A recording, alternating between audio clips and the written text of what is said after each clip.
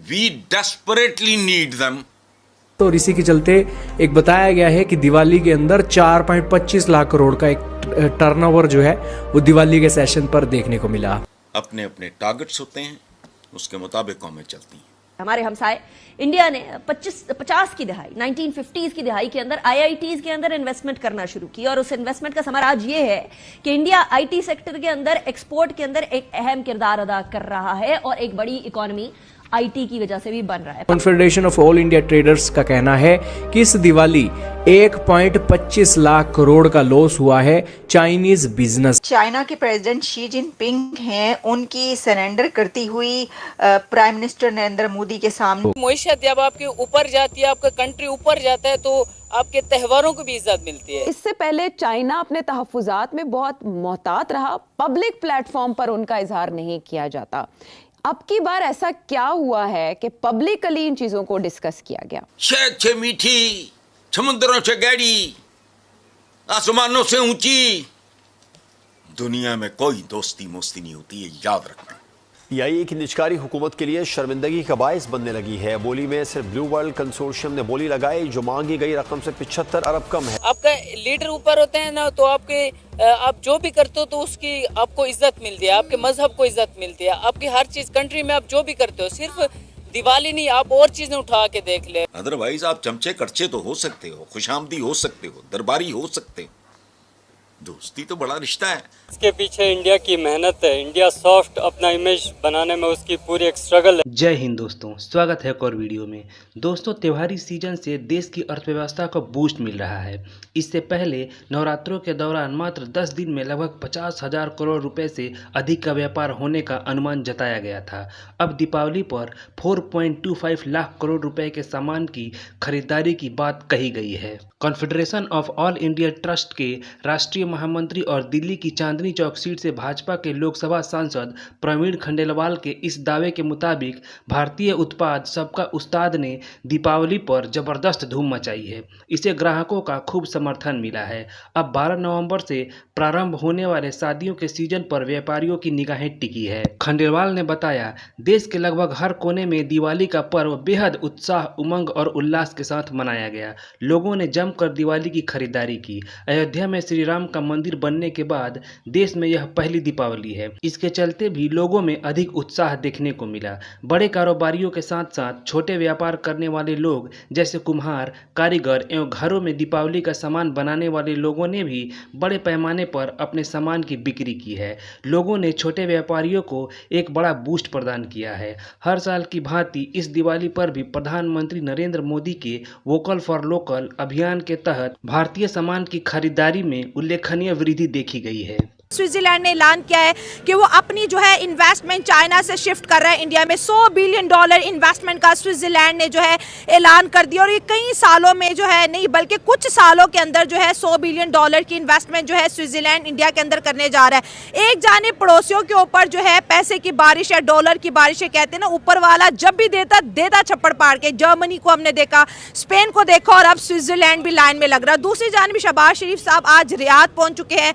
वहां पर future investment summit हो रहा है और जहां पर हमारी लीडरशिप सऊदी अरब से मिन्नतें करती दिखाई दे रही है कि काइंडली पाकिस्तान के अंदर इन्वेस्टमेंट करे। हमारे ऊपर कोई ट्रस्ट करने को तैयार नहीं, IMF कर्जा देने को तैयार नहीं, सऊदी अरब यहां पर पैसा भेजने को तैयार नहीं। लेकिन इंडिया की बात करें तो हर डील $100 बिलियन से वहां पे स्टार्ट होती दिखाई दे रही है। अवाम की तरफ बढ़ते हैं और जानते हैं उनकी राय।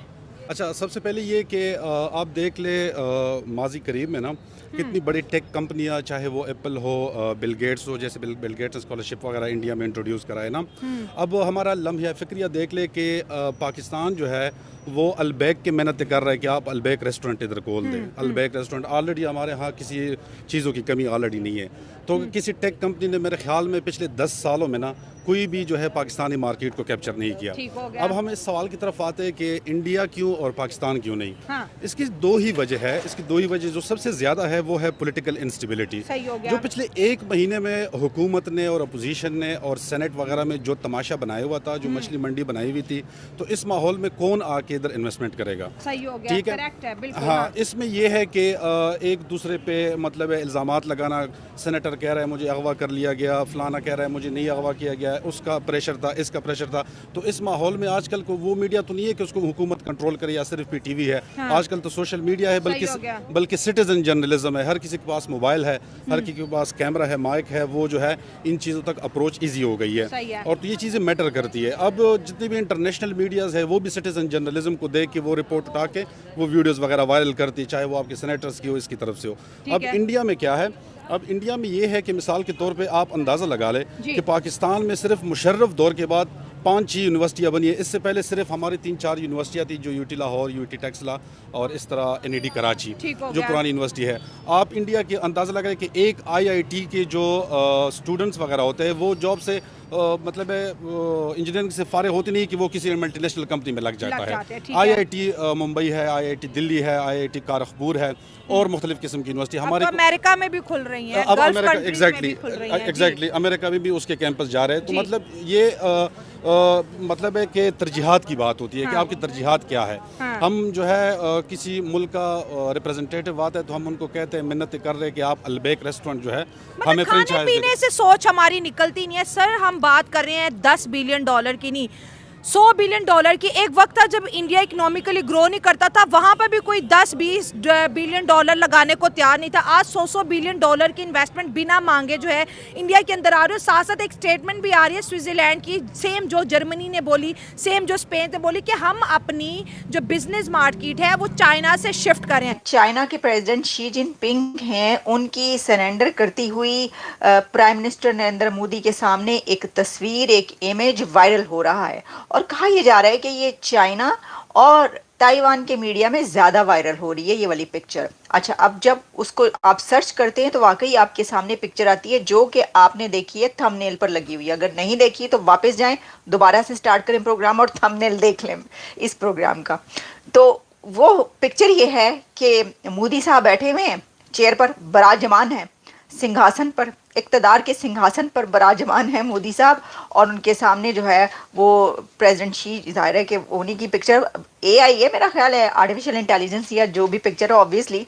तो उसके ऊपर वो जो है वो जिस तरह ज़मीन पर बैठकर आप किसी को बामुलाहिज़ा होशियार कहते हैं, या आप सरेंडर के एक पोजीशन में होते हैं, या आप जो है वो ऑब्वियसली एक बंदा कुर्सी पे बैठा है और दूसरा जो है नीचे बैठा है, इसको पंजाबी में कहते हैं पुंजा बैठा है।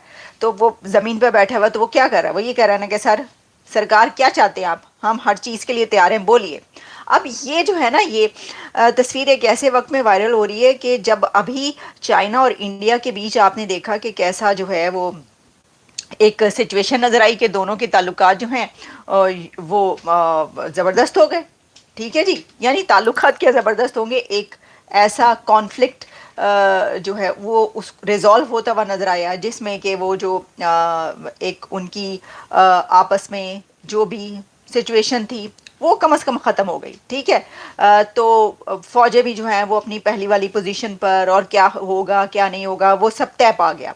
तो ये एक बहुत बड़ी डेवलपमेंट थी ऑब्वियसली। तो अब उसको शायद ये देखा इस तरह जा रहे हैं, इस तस्वीर के जो वायरल होने की वजह अगर आप कह सकते हैं, वो मेरा ख्याल है कि ये है कि इसको ऐसे देखा जा रहा है कि शी ने सरेंडर कर दिया मोदी के सामने।